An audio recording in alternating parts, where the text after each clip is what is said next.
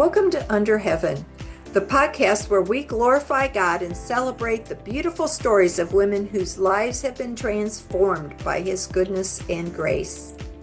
I'm your host, Trish, and each week we share real conversations about faith, hope, and purpose. This is a place for encouragement and truth, where every story matters and every listener is welcome.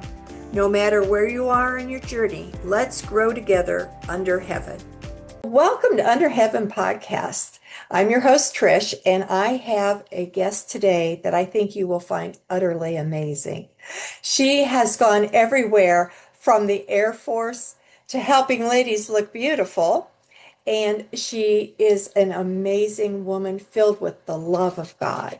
So today we're going to talk with Jeanette. She shows resilience, service, and heart. She's dedicated her life to empowering women to look and feel their absolute best.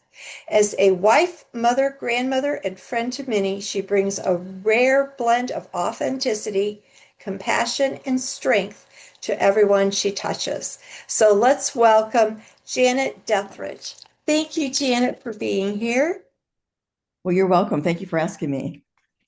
I'm so glad that we were able to meet, and I was attracted immediately to you by the Spirit of God, and then it ends up that you've got some tremendous testimony to give about both your life and your husband's. So first, I want to ask you a question. What is the one thing about your life that the viewers might be interested in knowing?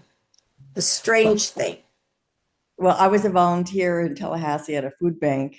And as I was leaving, when they came to say goodbye, they gave me this beautiful award that was called the Jeanette Deathrage Service Award. So it's something that they use for top volunteers now. So it Oh, was, how exciting. And now it just goes on and on. Service. That's what Jesus came to do. He came to came to for salvation, but he came to serve others. You know, that's what he said when he washed the feet of the disciples, that we would serve others. Well, congratulations on that. thank And you. then your story, as I read your bio, starts out with you in the Air Force. Did you join that when you were, out of high school, or tell us about that? Exactly. I had a semester of college and then I joined the Air Force. It was just kind of something to do different. My brother was in Vietnam in the army, but that was 16 years. He was 16 years older than I was, but I think it's still ingrained in my 4-year-old brain that I wanted to serve. So, but I chose Air Force. And the neat thing is I met my husband in technical school and we got married in technical school. So the Air Force was a real plus for me. You got a bonus with that. Yes. Oh, how wonderful. And so then what did you do? You became a mom and a grandma and all that. How did you transition after you came out of the Air Force? Well, what happened was I was active duty Air Force for 3 years, and then we decided that I would go into the reserves, and I had to give twice as much that I had left. So I had 9 months left, so I had to give 18 months to the reserves, and I just started really enjoying the reserves. I did work for many different people, and the last person I worked for was a chapel man. I was a chapel manager, but that as a reservist, we thought, okay, that I joined Mary Kay because I was with all men, and I decided that Mary Kay would be a outlet for me to be around women, and her motto is faith, family, and then career. So we had to keep it in the right order. Well, that didn't really happen in the military.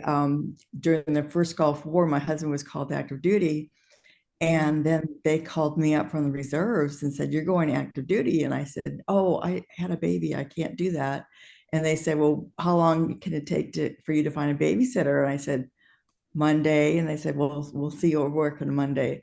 Oh, So now I'm working, every day, seven days a week, 12-hour days, and my husband's deployed. So that's when we really decided that Mary Kay was going to be full time and not the military anymore. So I served 3 years active and 7 reserve. okay. Okay. Wow. How did your heart feel when you had a baby and you were told you had to be called? Oh, it was just like, I guess I didn't really think because the reserves at the time when I went in, they were just serving, 2 days a month and 2 weeks a year. And I thought that's the way it was going to go. I never Oh, dreamed that we would get called up, but it just yes. happened. Wow. And you knew God during this time? Your faith was already grounded, or were you just learning about the Lord? Well, I was a cradle Catholic. So, I went to church every Sunday and they have readings from the Bible and the gospel readings and everything like that. So it always was with me. And something my husband and I do every night is before we go to bed, we say the Lord's Prayer. Mhm. And, that makes a big difference. And whether or not maybe we didn't have a good day, but we still end the day with the Lord's Prayer no matter what. So Oh, it keeps us grounded and it's a good way to fall asleep. yes, that is precious. That's precious. Okay, so then tell us, you went into Mary Kay as your career then, and Yes. tell us about that. It's been a while that you've been in Mary Kay. Yes, the years go by very quickly. It is pretty amazing. The first 5 years, I didn't do anything. And my mentor's like, why are you not working? And I was just training, kept going to training, kept going to training. And then she said, well, you don't have any goals. And I didn't have any expenses. I didn't have any reason to go to work. So she said, you need to have a goal. You need to buy something. So I think she meant something like $500 so I could make the payments. But instead, I took her literally and I bought a brand new Thunderbird. Um, so the thing is, though, I had to make the payments, and within 6 months of making the payments, I earned the use of my first company car. So that I could give him the Thunderbird. So I was in a Mary Kay car, 11 cars in 22 years. So that was the middle of my career with Mary Kay. And the great thing about that was I could be there for the kids to go to school on their trips, field trips and everything, and still be home when they get home from school. And that was real important to us that we were able to do that. Um, and then, we moved 13 times and sometimes they were easy, but towards the end, it got a lot harder. We moved to South Florida right when COVID started. So I was isolated for 3 years and I wasn't able to go out and meet new people. And so that was a real, because normally when I moved, I always went out and met new people. So that was a real challenge. But in between all of that, my husband was diagnosed with stage 4 prostate cancer. And that was one of the reasons we moved. We moved to Tallahassee because our daughter was in law school there. And after she graduated, our other daughter said, okay, we're in South Florida and we have a grandbaby for you. You need to come to South Florida. So that was our reason for coming down here. But it certainly was a change. I thought we were going to retire in Panama City and then we moved to Tallahassee and then to South Florida. And it really was a huge difference than any other place we've been. And I was kind of depressed. I didn't really know what to do with myself. So that's when I started volunteering. And I volunteered for the library, I volunteered for a food bank, and then the VA hospital. And the food bank was the most fun. I was able to really help a lot of people. And then, as I said, they gave me the award when I left. But and then when we moved here, I was very depressed. It was not a move that I wanted to make. The best thing about where we live, though, we're 1 mile away from our daughter with the grandbabies. Well, we were home, and my husband had been working for a congressman who happened to be a urologist. And one day he peed blood, and we didn't know what to do. We called his boss, who was a urologist, and said, "Don't even carry a gallon of milk. Go right to the emergency room." And that's where we learned that he had stage 4 prostate cancer. It had already spread and metastasized to his body. And it's definitely not anything that we expected. We expected that we would live all together in our after retirement. Right. But the miracle part is that even though it's stage 4 and it metastasized, he's still with us. and that's been 8 years. And he takes care of the grandbabies, and that's probably what really helps him so much, is because he loves those boys. And but he, only 97%, only 3% of men who have his advanced um, diagnosis are with us. Only 3 out of 97. So a lot of men do get prostate cancer. That is kind of a popular cancer, but they'll usually catch it in stage 1 or 2, and then you have surgery, and then you're done. But since we didn't find it, we didn't really have symptoms.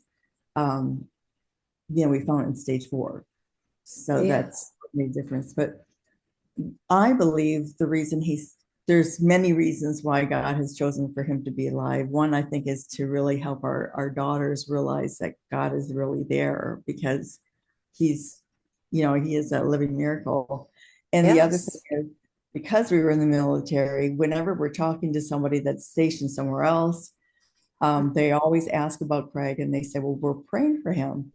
So I feel like, because the military brought people around the world, that, everyone's praying for him. And I think that's definitely why also that he's still living, because we have the grace of people praying. And I, you don't hear that very often, that people, when they say they're going to pray for you, that they really actually do. And Yeah. yeah, That's that's really the best part. And he goes in for treatment. He's never had chemo. He goes in for a shot in his belly once a month. So that's been going on for 8 years. And when he comes home, he doesn't feel the greatest. And usually by the second day, he's feeling good. So that's, we spend our evenings together. We help with the babies together. They're not babies, but 3 and 7. So we help with them after school until the parents get home. And then we all have dinner together. And then my husband and I spend time when we get home, just the two of us. So it's really been a beautiful thing, because he gets to do what he wants to do, take care of the grandkids, and I get to still do my Mary Kay. So oh, that's wonderful. And you know what? Your husband is in ministry with those children. oh yes, That's yes, a ministry. yes, Yeah. yes. So that's another reason I like you did mention your daughters and that, God has a great plan for each and every one of us. When we're born, he has a plan for us. And Hmm. that's so cool that he says it's not time to give up the plan. There's more to come. Right, right, Oh, exactly. how did you? I'm sorry, you wanted to say something else? Go ahead. Well, just the fact that, we during COVID, the first one, I mean, he was with us all day long, because it was COVID. So, and then with the second one, he is in daycare, but we still see him, we pick him up at 3 o'clock. So, um, we have lots of time with him. That is so wonderful. I know I've been able to be, in fact, the Lord told me when we moved to South Carolina, um, our granddaughter was 6 months old. And I began sitting for her, taking care of her because her mom worked full time. And and I was so used to being in the ministry. It's like, Lord, I'm not doing anything. And I just, it's like, she's your ministry right now. And then when it was time for her to go to school, that was lifted, and I was able to go back to ministry. So that is a calling that your husband has right now, and you too. So Yeah. that is awesome. Now, I want to ask you two questions. I'll go to your husband first. How did you receive the news when you heard stage 4 cancer? How was that received? We didn't know how long he had. My daughter was planning to get married, and when we got the diagnosis, she planned her entire wedding. It was a destination wedding to Tampa. She planned the whole thing in 6 weeks. Um, and then they got pregnant on their honeymoon. So Oh, they had to come back and say, guess what? They had a little blueberry, and they said, your grandchild is this size right now. So Oh, we were so excited. It was just, oh. yes, And a that, miracle. I bet that gave you to a hope, something to look forward to, knowing that that little grandbaby was coming. Yes, absolutely. That really, and hope is so important. I have a sign when you walk to my front door that says hope really big. And Uh-huh. that's one of the words that I use quite a bit, because he does give us hope. Yes, that is key. That is awesome. The other question I wanted to ask you before we go, I'm so glad that we got to talk today. I want to ask you of all the hats you've worn, okay, the Air Force, the wife, the mom, the grandma, the Mary Kay, the servant. What do you think helped form you who you are today? What do you think formed you I most? believe, well, since I've been in Mary Kay for 40 years, I would have to say that um, for me the most. And I can ask our sister consultants to pray for him. They do a prayer meeting every Monday, the directors do, and she always adds prayers for my husband. So I think that that's been, you Mhm. know, because it's faith, family, career, and we're able to talk Yes. about prayer has Mhm. been, the most important thing. Yes. And that community that keeps us. It's so important for us to get in community of faithful, faith-minded women that we can pray. And we can talk about it. You couldn't talk about it in the military. Okay. Wow. Well, cool. I'm glad. And I do my hat off to Mary Kay. As I said when I was younger, I had a Mary Kay lady that came to my house. I don't know if they still do that or not. We do a lot through Zoom because you can meet people from different cities and different states by doing it on Yes. Zoom. So, Oh, perfect. Yes. But I know as a young mom with little kids, I was so happy when my Mary Kay lady came. It was so good to talk with her. yeah. And we And still can do that. of course, get the products as well. But well, thank you so much. And I pretty much think I know what you're going to say. But if there's one thought you want to leave with everybody today, what is that thought? Never give up hope. Thank you so much. Thank you for being with us today. I do want to thank my guests today and my viewers today because I know that today Jeanette has spoken into your life. I know that somewhere you've been able to relate to her and how she has been created into a lovely, beautiful, resilient servant of God. And I do want to give her information. Jeanette, would you please give that website again where people can contact you for either Mary Gay or maybe they would like you to pray with them? Oh, Could you? absolutely. And the phone number is on the website. But my website is www.marykay.com/Jeanette D.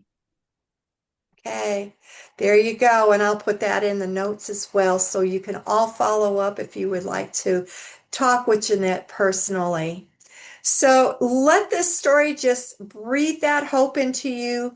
And like she said, never, never give up. So remember to keep speaking life, choosing hope, and that you are loved. Thank you, Jeanette. Thank you, everyone. Bye-bye. Bye. Thank you for being with us today on Under Heaven. I trust this conversation encouraged your heart and reminded you of God's faithfulness. If today's episode blessed you, please click like, subscribe, and share the hope with others. Until next time, blessings.